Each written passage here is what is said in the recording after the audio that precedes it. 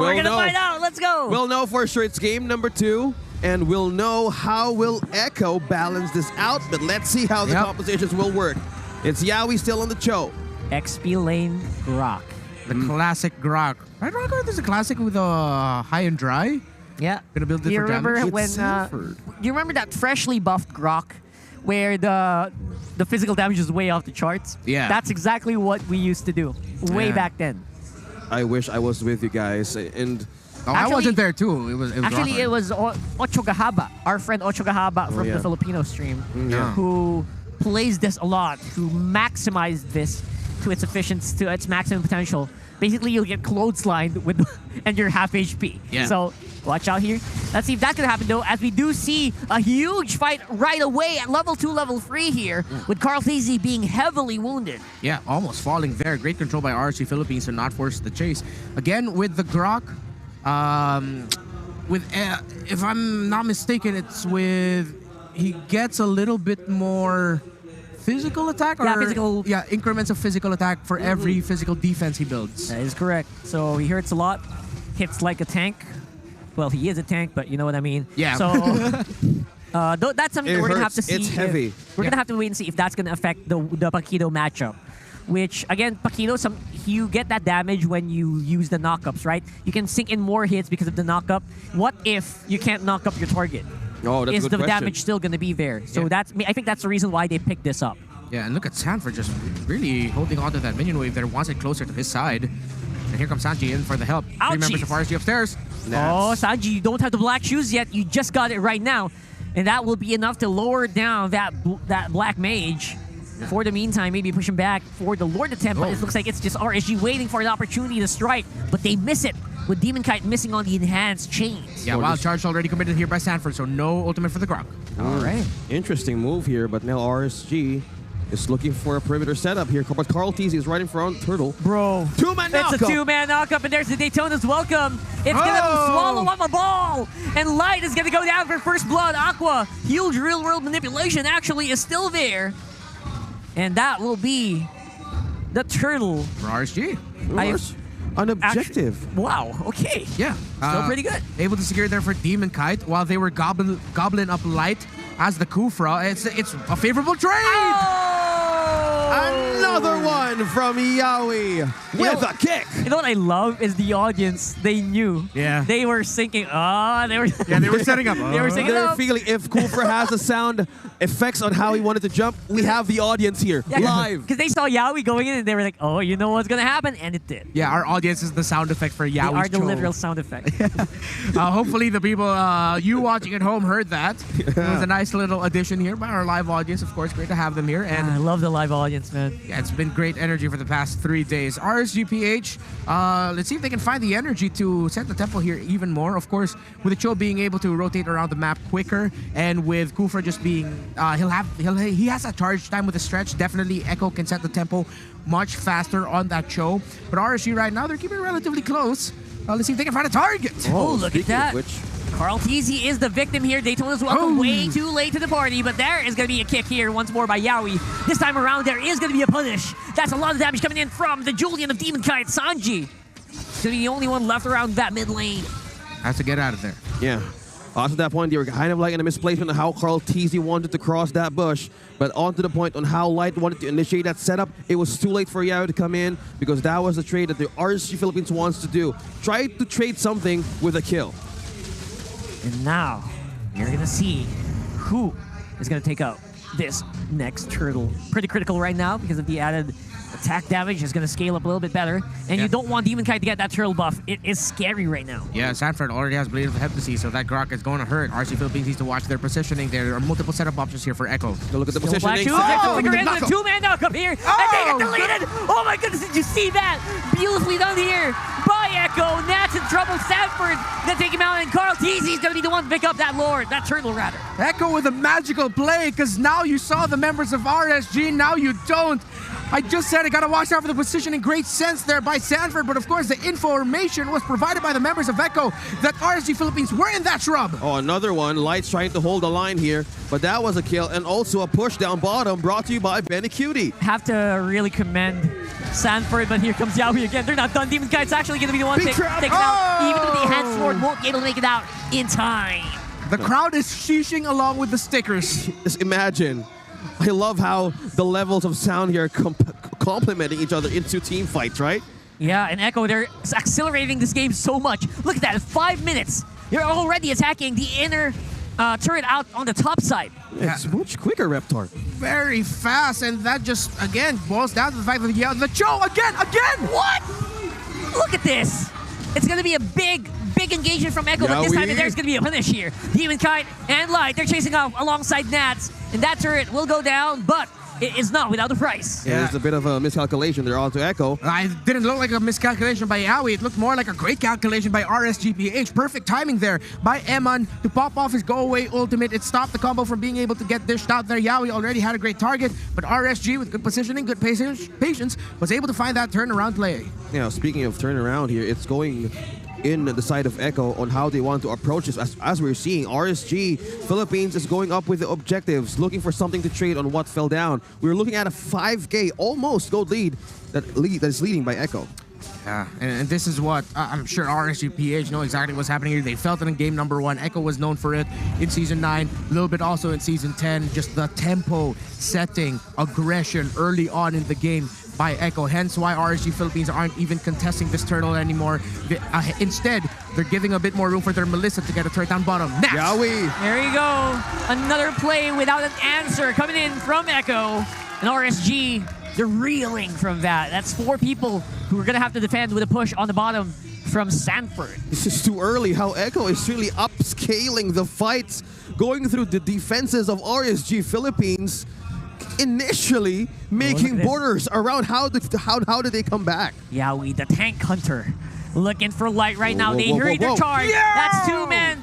And then it didn't look like there was any effect in that one. Did you see that? A Tyrant's range, and they just walked on out there like nothing happened. Oh, with the Purifies used at the right time, and RSGPH at a deficit, they didn't have the damage. That was a beautiful setup by Light, but Echo knew that they had the battle spells to get out of there, and that RSGPH does not have the damage. It will take 3 to 4 more minutes for RSG to have enough damage, but they need to stop. At one point, need to stop the scaling of Echo or the buildup of items for Echo because they're building hella defensive items right now. If they can stop that, lower the gold gap to maybe to around 2,000, 3,000 gold, RSGPH will fight a way back into this game. If they don't do that, Echo will keep controlling and dominating. RSG Philippines right now, what they need is time, but how will Echo utilize and capitalize this moment of window to strike down in RSG Philippines? Because right now they're clearly making ways and how to control the map. We have 24 seconds to go for the first Lord, but the time here for RSG needs to be on their side. Is it going to be a good factor to risk in taking this objective in the side of RSG? Want to leave it up to a vote for me? No. Yeah, very unlikely, to be honest.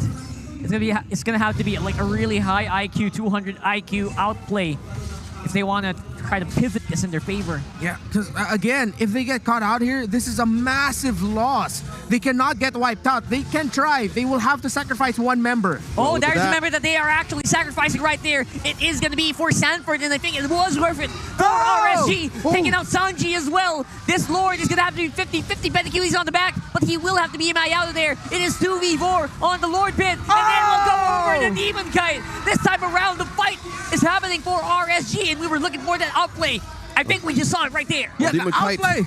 is not yet. Oh, he's stopping, and this is the 200 IQ that you were asking. RSG Philippines literally straight up against Echo and contesting that objective. Wow, RSGPH, that's one of the bravest Lord takes I've seen. And with that kind of deficit, the fact that you got to turn it around, get the Lord, get punish kills, that was close to a miracle. But no, let's not say it's a miracle. That was just RSGPH being incredibly smart with their positioning. I don't think Sanford expected Light to just jump on him like that and set up him, just him, one guy.